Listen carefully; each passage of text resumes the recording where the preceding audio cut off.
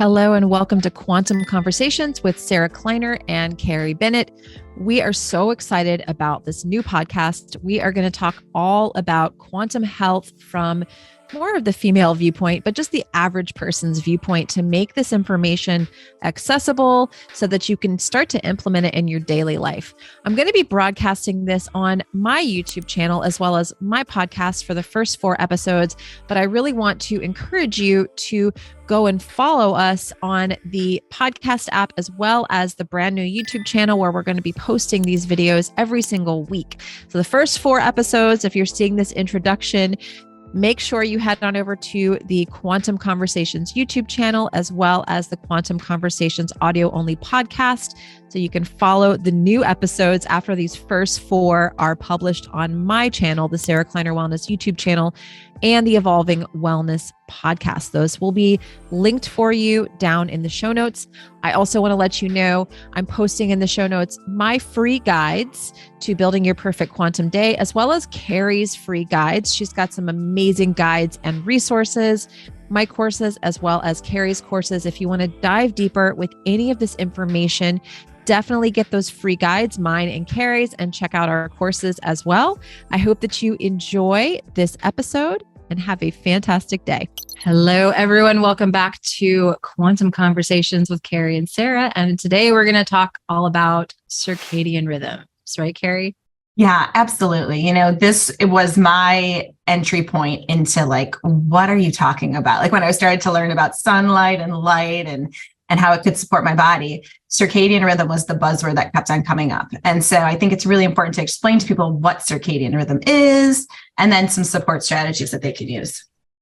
Yeah, I think so. And I always tell the story of before I did a carnivore diet, before I was on this health journey searching, the idea of circadian health was presented to me. And I just was like, no, that can't be it. It's too simple. It doesn't make sense. And it wasn't until I was on this health journey and this quest till I actually was open-minded enough to listen and to understand the importance of these things. So I think for anybody listening, we're going to try to make it so that maybe this is your first stop rather than your last stop. Oh, yeah, I know, because frankly, it's easy to implement when you know a couple of key things to do. So it's not like we're asking you, and it's free or very darn close to free, depending on how you block artificial light at night. And so I really hope that these are things that people just try, right? There's zero harm in trying the strategies that we talk about today.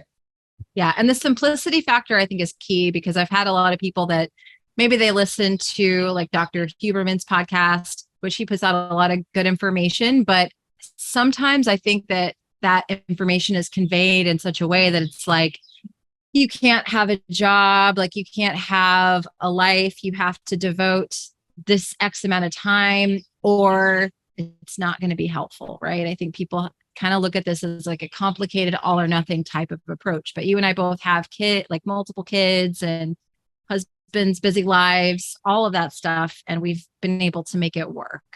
Oh, absolutely. And we've been able to make it work for so many clients as well because of the fact that we figured out how to support circadian rhythm in a very basic way. The body, listen, the human body can adapt so well. We've adapted to live in really cold climates. Human bodies adapted to live in really hot climates, to live on tops of mountains. The human body can adapt very well, but it just needs the signals that allow it to adapt and sync and organize all of its functions. And one of those signals is light. And so that's why I think that if you can get some key light exposures and understand truly how light impacts us and our health, then you're going to recognize, oh, okay, so just that 30 seconds alone going outside can do something to support my body in a pretty profound way. Exactly. So maybe, I don't know, if we want to do a brief little overview of why it's important. Yeah, absolutely. So we're very complex organisms. And so what that basically means is there are at least 100,000 tasks or jobs or reactions happening in every single one of our cells every single second. And so if that wasn't organized by some signaling or some control messaging happening in the body, then it would be utter chaos. So right there alone, we recognize that because we have all of these tasks happening, something has to be, optimizing when certain tasks take place. And so that's where we get this idea of a circadian rhythm, meaning within a 24-hour period of time, a period of daylight and a period of darkness, the body actually recognizes, okay, to be really efficient at organizing all these tasks, let me make sure that I prioritize or really choose correct times of the day to make me better at things. So for example, I'm going to be way better at digesting food in the middle of the day than I am in the middle of the night, because in the middle of the night, I wouldn't have been able to easily find, hunt, gather food and then, assimilate it appropriately, right? It just doesn't make logical sense. So the body has been researched based on what things are optimized to certain times of the day versus certain times of the night. And it turns out we've got everything pretty much synced on a circadian rhythm. So the body keys in on the time of day to organize all of its tasks. And when we can sync our brain and our eyes up to that key signal that tells our body what time of day it is, then we can organize all these tasks as well, which just makes us really efficient human beings and really good at doing things like digestion when it's appropriate versus deep tissue repair when we're sleeping. Yeah, absolutely. And we have like specific hormones, obviously, like our master hormones, melatonin and cortisol. We're supposed to have cortisol in the day and melatonin at night. And the biggest signal that drives cortisol is blue light coming in through the eyes, correct? Correct. Yeah. Yeah. So if we are looking at blue light after dark, then we're not going to be able to make melatonin, which, I mean, if we don't have those two hormones down pat, if our body is not making those at the right times, everything else is going to be messed up, right? Yeah, absolutely. Absolutely. The brain actually really keys in on the pineal secretion of melatonin as a main timekeeper. And the pineal gland's secretion of melatonin is suppressed when there's either bright light or light that contains blue wavelengths. And so we'll go into a little bit more depth in a little bit about why blue and what blue does. But that means that anytime I'm perceiving either bright light, such as from a screen or a TV or a bulb, or sunlight, right? Or sunlight, my pineal gland is not secreting melatonin. It's not making and secreting melatonin, which indicates that the day is still got daytime. And so what happens though, when we start to see blue light or bright light before the sunrise, and then also after sunset and into the period, the hours where it should be dark outside, what happens then is you get the brain and the body going like, this is a hell of a long day. Like, holy cow, right? And so it tries to regulate its hormones in response to it. So you'll oftentimes see surges of cortisol and things be like, oh, wait, the day has started. Oh, wait, now it's really daytime. Oh, wait, I thought the day was over. Oh, wait, nope, it's daytime again. And so then you're going to get the suppression of melatonin. So right there, that's just two hormone pathways that rely intensely on appropriate light signaling or darkness signaling to then optimize their release. And those hormones are then in control of so many other cascades and pathways, especially melatonin, for all the repair that melatonin does at night when we sleep. It's simple to see that if we don't get those signals optimized and that hormone release synced up to the appropriate light and dark signals, a lot can go awry. Yeah. And then leptin is supposed to dock to the hypothalamus during that period of 12 to 2, like kind of the hibernation time. And that can't happen. Leptin is going to regulate our thyroid, our immune system, our sex hormones, body weight, appetite, all that stuff. And if that's not happening, because again, we're making cortisol and we should be making melatonin at that time, we're not getting into those deeper repair states, then everything's going to be screwed up. So a lot of people will come to me and say, I have a hormone imbalance, I have hormone issues. And I'm like, before you go get a Dutch test, you spend $500 on that test, which it will measure your melatonin and cortisol. Why don't you just look at melatonin and cortisol first?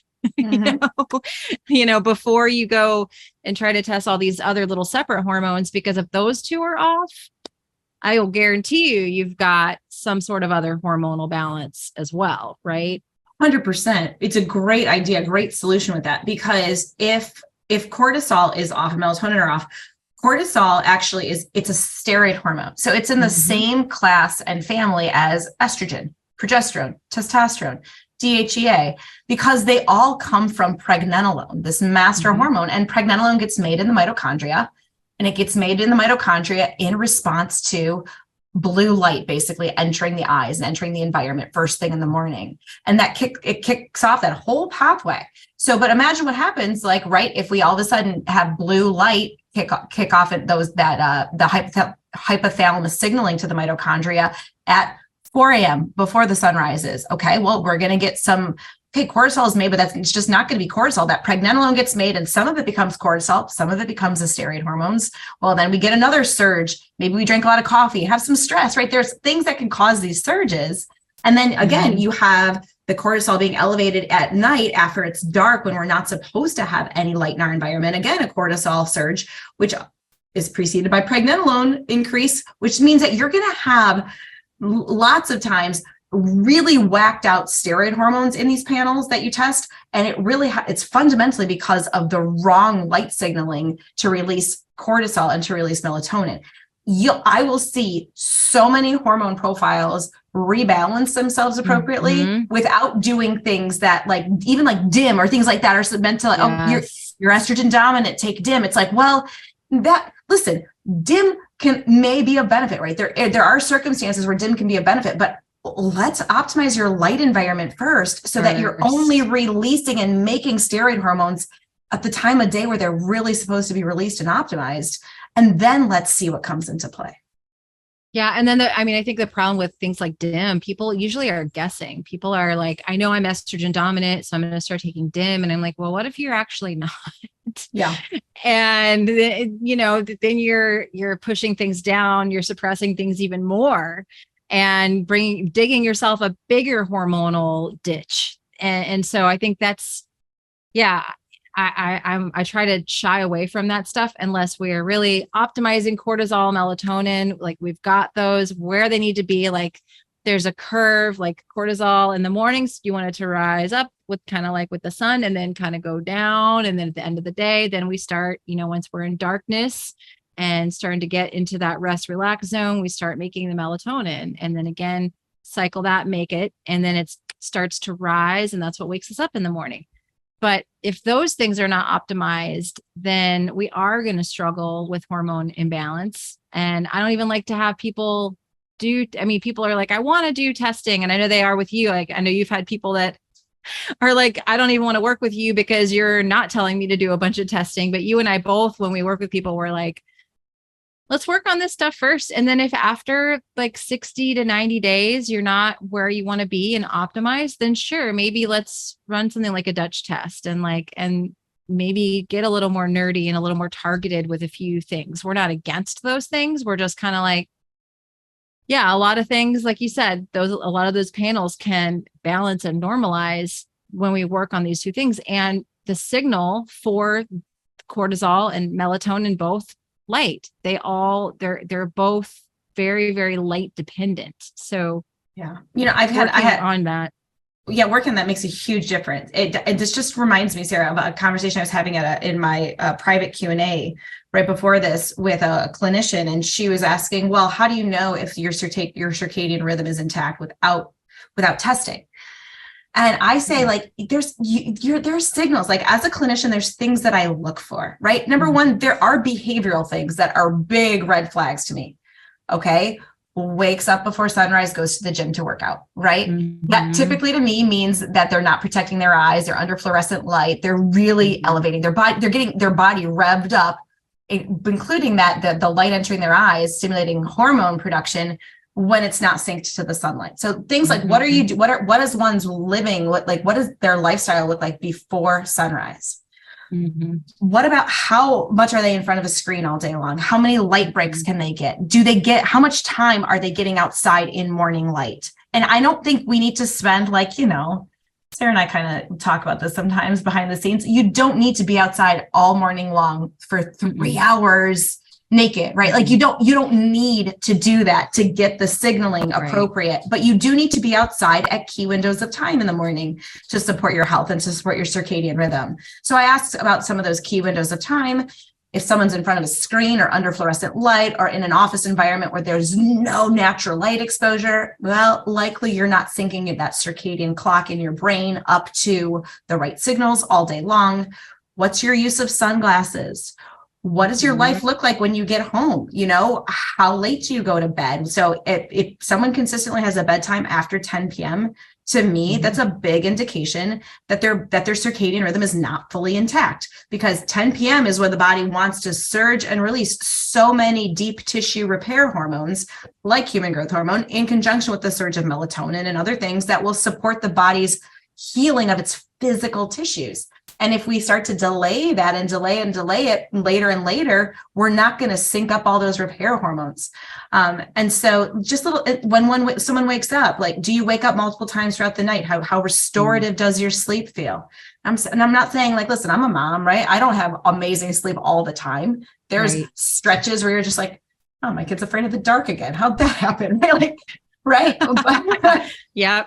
But you know, I mean, like, but you can work through that and support your circadian rhythm even in those situations. And so I would much rather go on like asking clients questions and kind of putting together how their body feels and is operating and lifestyle at different times of the day than seeing even a salivary melatonin and cortisol, diurnal cortisol panel, which would provide me with some information, let me know what those hormones are doing. But is it necessary? Not really when you can ask the right questions. I agree. I totally agree. It's like we're so conditioned to have to test everything and have to have data for everything.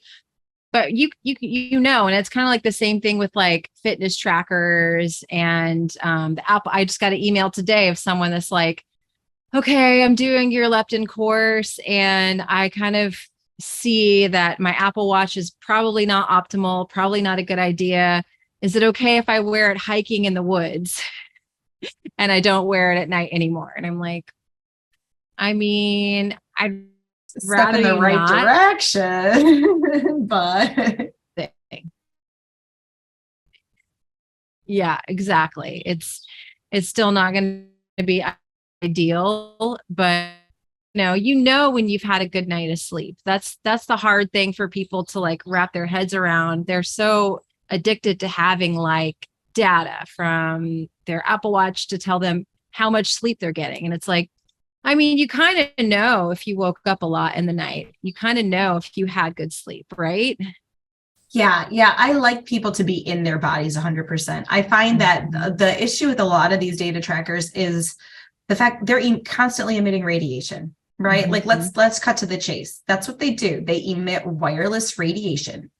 And I don't know about you, but I definitely don't want to be sleeping at night with my head under, like my arm under the pillow and having my head resting on top of radiation.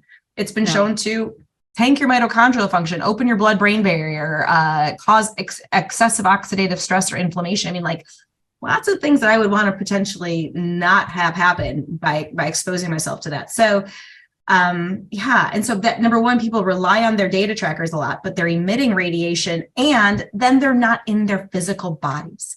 It's like they're not in their physical bodies being like, oh, what is my energy like? What is my activity? Like, how active have I been today? Well, let me see how many steps I've taken. It's like, right. Well, that's one tracker, but like ask yourself, how active have I been today? Like what things have you done?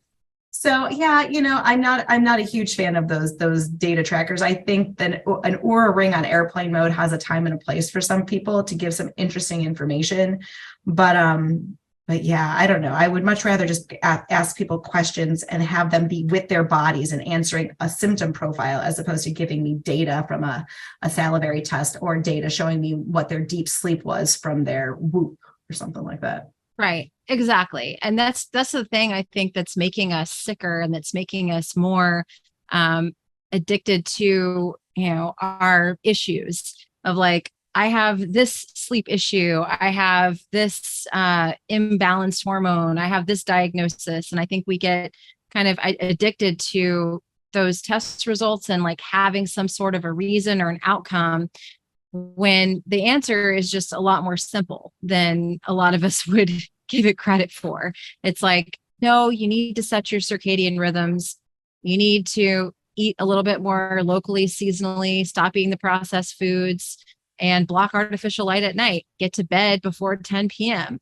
And stop making excuses. I know because you and I've got kids. I've got a 7, almost 8-month-old, and he literally just slept through the night for the first time Saturday, So I've had about 8 months of a baby not sleeping through the night, and I've had to really troubleshoot through that, like use strategic, like red night lights, wear blue blockers, and then just kind of be more patient with myself if I don't have the best energy, or if I'm not losing the baby weight. I'm like, oh yeah, I get it, because my body is not hitting some of those deeper reparative restore sleep cycles more than likely.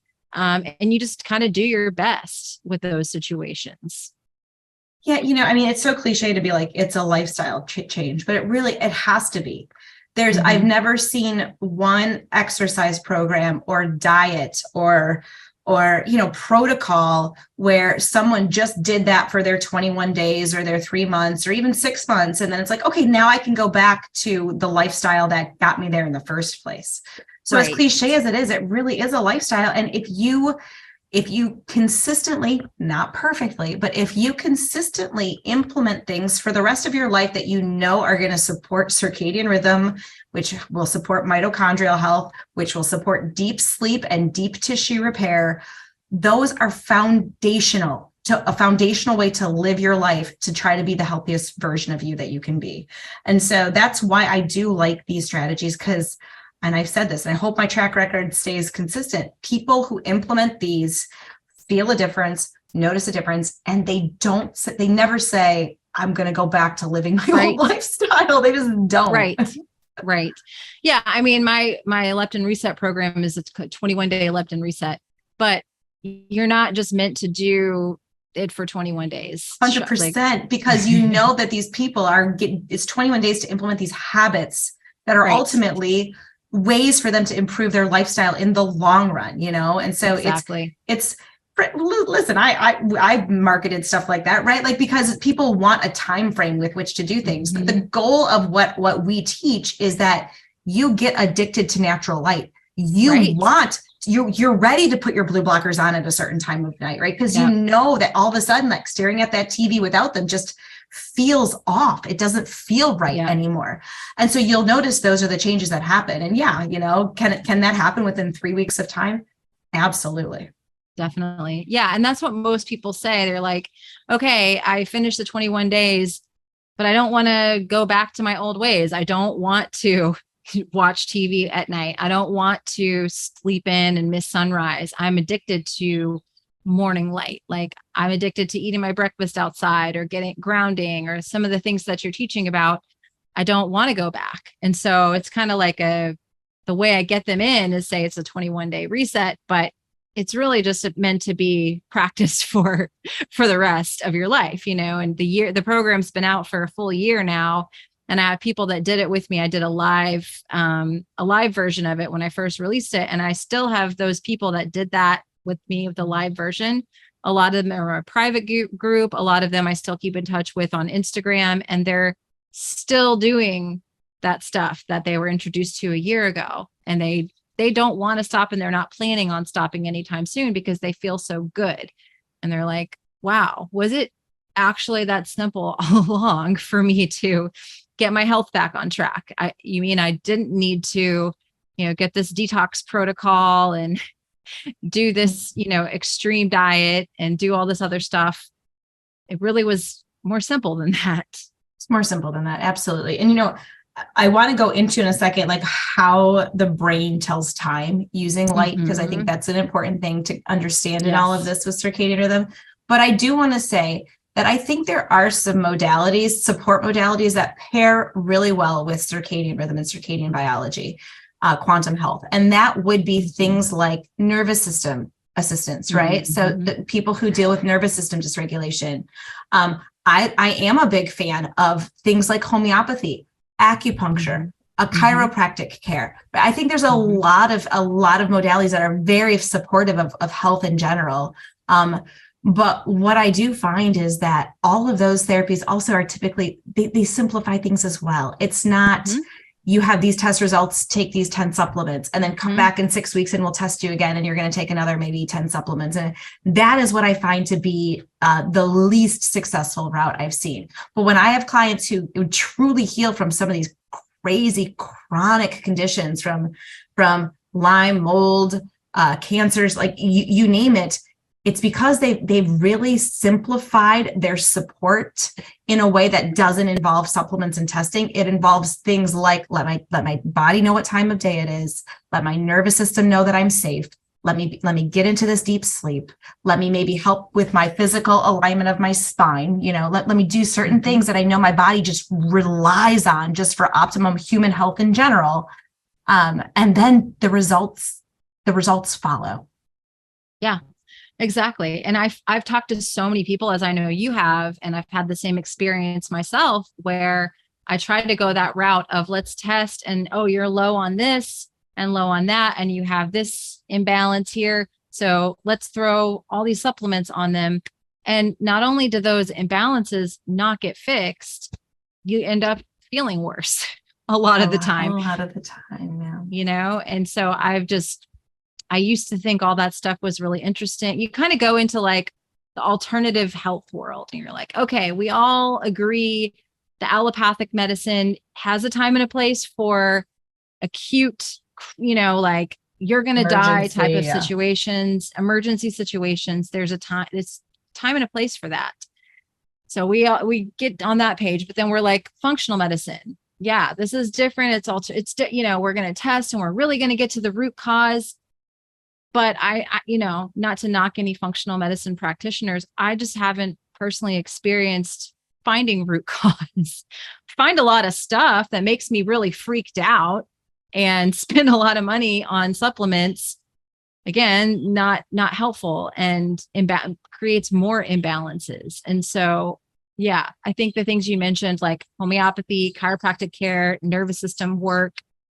I know some people who do really great with just using legit herbal remedies, like not a true supplement blend of here's your B complex with your, CoQ10 and blah, blah. Like I see practitioners who legit use just really great herbal remedies in conjunction with these types of supports from the nervous system to the emotional trauma, people who really support the trauma, the aspect of healing, that then see great results. But it's just, you're right. It's the testing and then the supplementing that I've just not seen come to fruition in terms of its really ability to truly heal.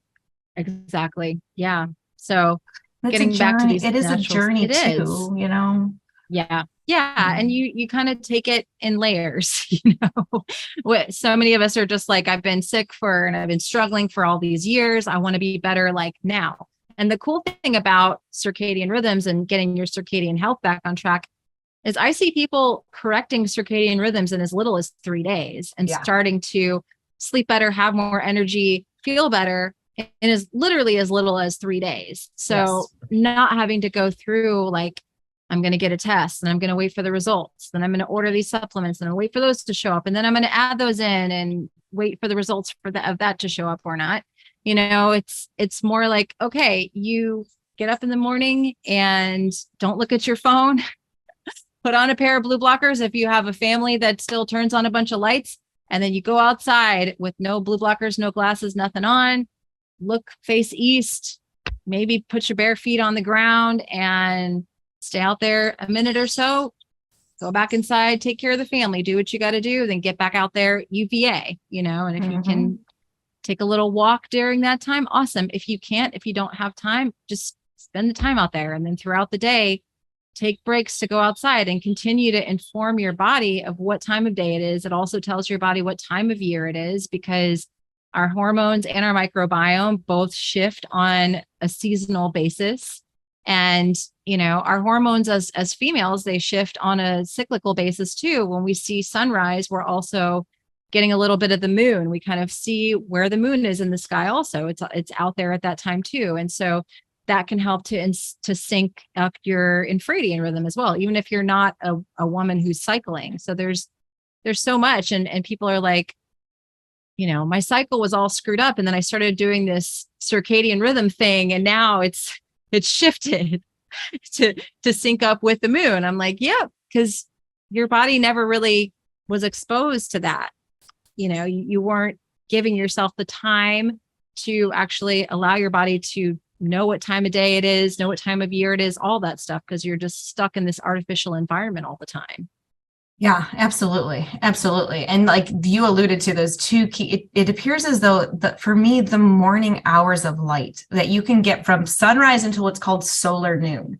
So there's this like changing of light that happens. I just want people to understand. And our eyes are like sensors of the colors of light, right? So if any of us have seen light through a prism or a rainbow, it's split up into the colors of the rainbow. And there's colors outside of that's called the visible spectrum. It's colors that we can see, light that we can see. But outside of it is the ultraviolet range and the infrared range. And all of those infrared, visible light, and ultraviolet light are biologically impactful to us. They make a difference to our health when we get them, when we get those signals consistently. And so what I found fascinating I'll go into how we sync up, but what I found fascinating, for a post that I'm actually releasing today, I dove back into some of the heliotherapy research and the heliotherapy clinics. Yeah. So for people who don't realize, like back in the mid 19th, early 20th century, heliotherapy clinics were the rage. They were huge. And that's helio means sun. So this was just like this idea of using the sun as a therapy for clinical purposes, for therapeutic purposes. They were huge. And they're mostly located on mountainous regions. So Switzerland, for example, is a really prime area for heliotherapy. And what the practitioners, the doctors who ran these clinics recognized as well is they said they found there was something magical about morning wavelengths of light, specifically morning wavelengths of UV light, right? And this was just anecdotal before that, just, working with thousands and thousands of patients, they recognized the importance of getting their patients out into the morning UV light.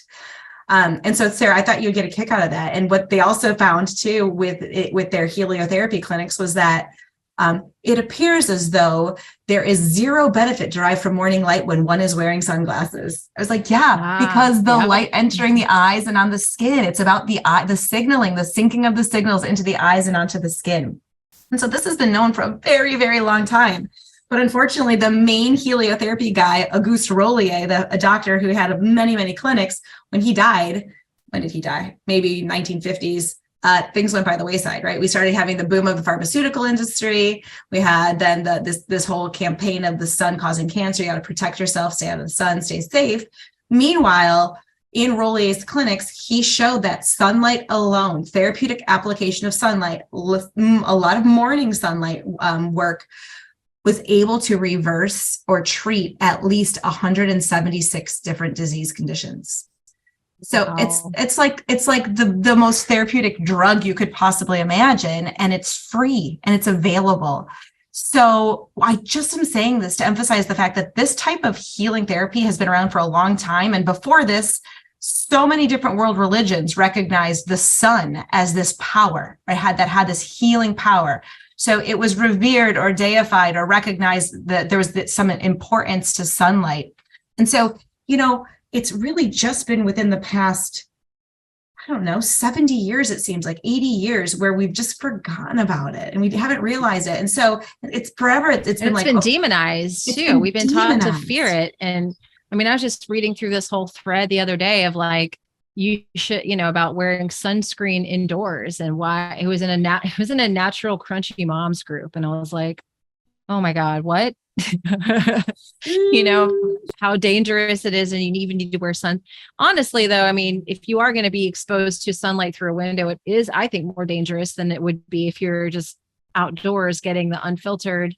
You're getting at least the red wavelengths to help protect your skin and the infrared, like you're not just through a window is like you're getting more blue light than anything. So, well, and you're also, through a window, you're getting concentrated blue light. That's why when they talk about truck drivers having greater incidence of skin cancer or issues on the left side, having to do with the fact that, guess what? That's light, that's sunlight not in its natural form.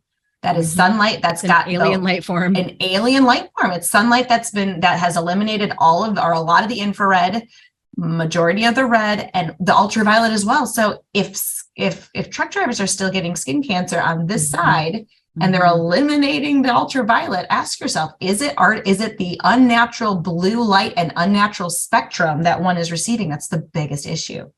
And so like back in the day, right, back in the early 1900s, there was two camps.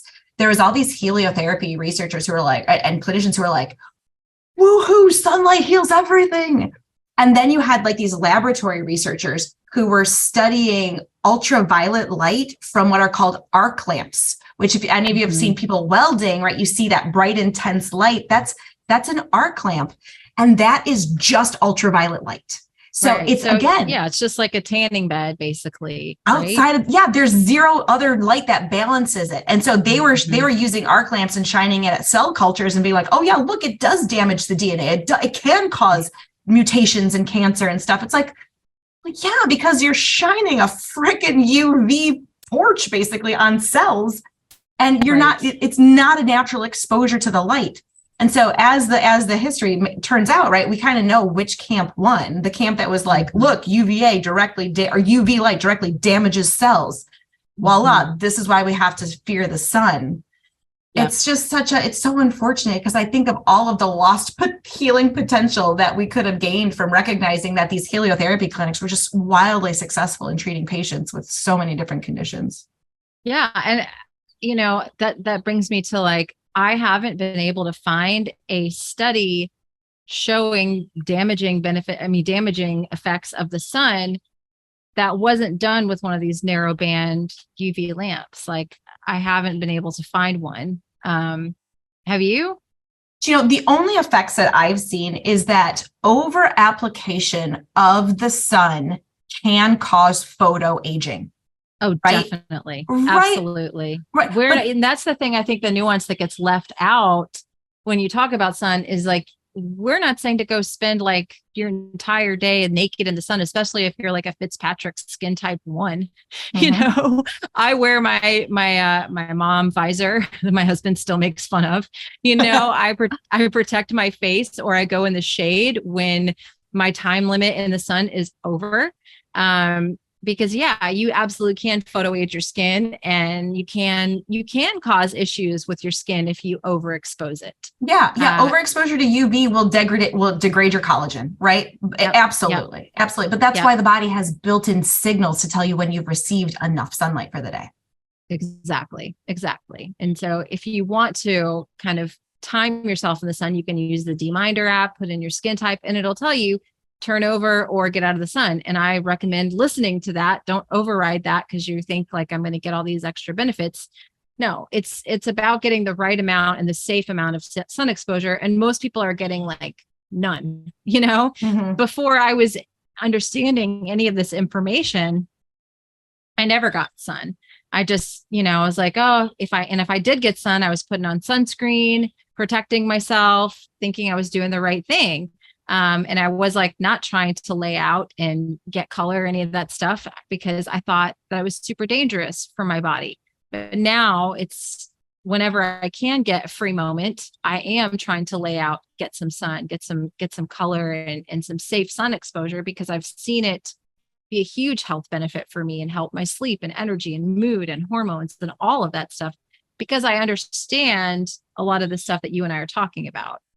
Yeah, absolutely. Same thing, right? Like my relationship with the sun was occasionally on the weekends, maybe a backyard barbecue. Mm-hmm. I would only maybe lay out if we were at our family's cottage a couple of times throughout the summer. But other than that, I was inside all the time. I didn't think anything of it. Like didn't find any need to go outside at key windows of time. That's misusing sunlight, right? That's right. The way we were intended to actually get sunlight. And even these therapy clinics And even some of the research that showed like sunlight exposure, regular sunlight exposure correlated with a 50% reduction in breast cancer and prostate cancer, in like like these amazing studies out there, even a reduction in death from melanoma. The populations that got the greatest sunlight exposure had the least chance of dying from melanoma. Exactly. And so what these clinics are showing and what the research is like really leading up to and what we're seeing in practice is that it's about the consistent application of it in a therapeutic window of time, which could be 20 minutes a day. It's not, it doesn't have to be, like you said, 2 hours, 4 hours, 8 hours laying out in the sun. That can definitely overdo things. But the majority of people are even deficient in that little window of time consistently getting sun exposure through the full body, if at all possible. It's just not a thing. And I didn't know it was a thing until I knew it was a thing. And now I make it a priority, and it makes all the difference in the world.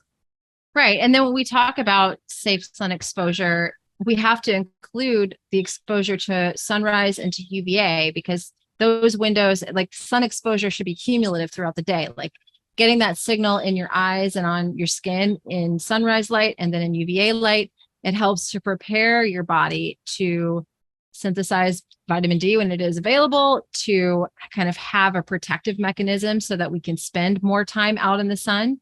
And so when we talk about safe sun exposure, it's not just go out at that one time, don't wear sunglasses, use a deminder. You want to have done the work before you go out in the sun as well, right? Yeah, absolutely. Absolutely. It's about layering it on. So that's a good transition into what happens with the sun, right? So we have it through a rainbow or through a prism or rainbow. We see the different colors, but those ratios or amounts of each color are never stagnant. There's always a change in them all day, right? From dawn to sunrise to UVA rays, all the time. The wavelengths are changing, and we're either adding new wavelengths into the mix, or we're taking wavelengths away from the mix, or we are getting to this point where there's the intensity of them is getting more and more. So that's what you have to recognize. That's why sunlight is a signal, because we're keying in on all those colors, and the human body might not use every color. I bet you we do. We don't know enough yet. We don't know. But certainly there is a creature on the planet that uses every wave. Like there's some maybe extract more wavelengths more in one range than the other, but all those wavelengths are important for life, whether it's human life or other. And what you recognize is that we key in on the fact that it's ever changing. So for example, before sunrise until after sunrise, a big transition happens. And that's where all of a sudden the amount of blue light reaches a certain intensity, where it's the very similar intensity as the red and the infrared wavelengths. And that's a key signal to my hypothalamus and to my suprachiasmatic nucleus, which is the clock in my brain, which sits right next to my hypothalamus, that tells my hypothalamus, okay, initiate the start of the day stuff, right? All the processes that we need to really focus on for the start of the day, which one of them we already talked about was communicating to the mitochondria to make pregnenolone, and then pregnenolone becomes cortisol. So we see this natural surge in cortisol at the start of the day, and it's because of the light signaling, that blue light matching the red and the infrared. Yes. Then when the sun gets a little higher, like the blue and the red and everything intensifies, then ultraviolet A appears. That's a key frequency of light that signals support for neurotransmitter production. So dopamine, serotonin, epinephrine, norepinephrine. It's also beneficial for thyroid hormone health and thyroid function. And so you get a lot of benefits when you get that transition. Metabolism, there's so many metabolic markers, inflammation, libido, you name it. UVA really does a lot of support when that transition happens. And then as the sun gets higher, it's when the sun is 30 degrees above the horizon, you have every color of light possible. You have the infrared, the red, orange, yellow, green, blue, indigo, violet, ultraviolet A, and then ultraviolet B.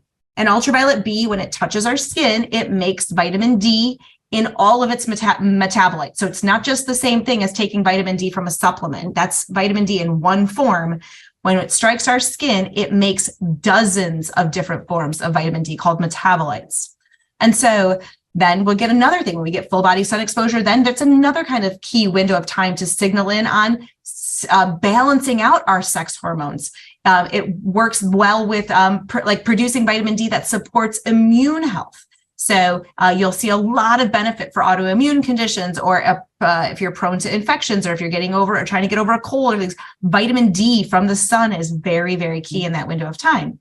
And so then the sun intensifies, all those colors then intensify until solar noon, when the sun is at the high point of the sky, and then they start to go away. Whereas you get ultraviolet B leaving first, then ultraviolet A, then eventually all the colors of the rainbow leave until after sunset. All that's really present and we're really picking up on our receptors in our body are really the red and the infrared, the oranges, the yellows, the colors that we would see in campfire. But for all intents and purposes, blue light has left our world. There's no more blue. And so if our receptors in our eyes and on our skin start picking up a blue wavelength of light, it's very confusing at that point, which is why we say sometime around sunset, or what I call also nightfall, is when I encourage my clients to put their blue blockers on, their orange tone blue blockers on, so that their pineal gland can start to make all that melatonin, which then signals sleep and repair, recycle, repeat. First thing in the morning, you get the signaling into the eyes again with sunrise. Yep. And so it's, again, like you said in the very beginning, like we're informing our body of the time, because every single cell, every single organ system, everything in our body basically has a little time clock in front of it. And nature didn't make a mistake. We are supposed to be synced up to these changing light frequencies. And that's how our body kind of works in this beautiful symphony. And the problem that a lot of us face is that we are indoors all the time underneath a light bulb that doesn't change its frequency. Nothing changes. It's like telling your body it's noon, it's solar noon in the middle of summertime, 24 hours a day, 365 days a year, because the intensity of the sun is different in the summertime than it is in the wintertime, right? Like we were talking about, your microbiome and your hormones change seasonally as well. And that signal is, again, light on the eyes, light on the skin, on the gut, to elicit those specific hormonal and, microbiome changes within the body. And so I think it's just so overlooked, kind of the damaging effects of our modern life. And I think people are scared because they're like, okay, well, what if I can't control that? Like, I've got a family, I've got a job, I have all these things that I have little to no control over. What can I do? Because like all this information is really cool and I want to implement it, but like, how in the heck can I make this work? Yeah. And we do it, right? I mean, yep. Very basic guidelines involve things like protecting when there's no blue light coming from the sun. So you've got those receptors in your eyes and on your skin called melanopsin receptors, fancy word for a blue light sensor. When there's blue light not present from the sun, which would be before sunrise and after sunset, you're protecting your eyes from receiving those signals because they're the densest sensor. They're the most sensitive picker-upper of blue light in your environment. And so you wear those orange tone blue blockers. That helps you then live your modern life. Like I still watch football at night with my family. I'll wake up before sunrise during the middle of winter, especially, right? To be able to, it doesn't rise until 8:00. I have to get things ready for school, drop kids off. So you'll protect your eyes and then sync up with key windows of time. Go outside at sunrise or around sunrise. Consistency over perfection. Go outside, drive with windows down, have an open window. I just, right before I hopped on here, I told Sarah, I was like, hey, I really quickly ran to the bathroom and then I was outside for 30 seconds. I took my coat off and I just got 30 seconds of sun exposure. I just stare at the sky, right? It makes a difference. When you realize how important that is, that makes a difference. And so doing those little consistent sunlight hits, especially in the morning, UVA, sunrise UVA, and UVB, if you can get some full body sun exposure with that UVB light, that's really what we need to key in on. So it's easy to overcomplicate or to say, oh, there's no way I can do that. But we've seen it work in our busy lives. We've seen it work in the lives of teachers, factory workers, hospital workers, and is it always good? Is one circadian rhythm always going to be perfect if they are working a night shift? No, not necessarily. Mm-hmm. Air traffic controller, bouncing shifts. No, not necessarily. But that still doesn't mean you can't derive benefit from syncing up to the light and protecting your sleep and preserving your sleep and that melatonin whenever you can. Exactly. Yeah. So, I mean, there are definitely some situations where it's harder, but yeah, I've worked with a ton of night shift workers, nurses, doctors, and maybe their things are not perfect, but they're like, oh my gosh, I feel so much better. Oh my goodness, I'm losing weight, or I have more energy, and they're still working night shift. And I mean, obviously that's not an ideal schedule, but some people, they don't have the choice. That's their job. That's what they're doing at this stage of life. Maybe they're going to manifest a different schedule lifestyle in the future. We'll help you with that too, hopefully. Get the mindset right.